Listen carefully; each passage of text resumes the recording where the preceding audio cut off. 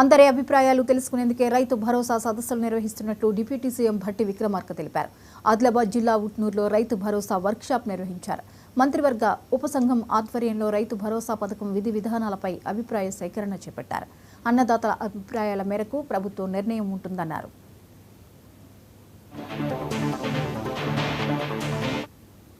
ఈ ఉమ్మడి ఆదిలాబాద్ జిల్లాలోనే పాదయాత్ర నడిచింది. ఏప్రిల్ మాసంలో ఈ జిల్లా దాటి పక్క జిల్లాలో ప్రవేశించారు. నెల రోజులు ఈ ప్రాంతంలో ఉన్నటువంటి గిరిజన రైతులు, గిరిజనేతర రైతుల సమస్యలు కూడా నేను ప్రతి దగ్గర విన్నాను.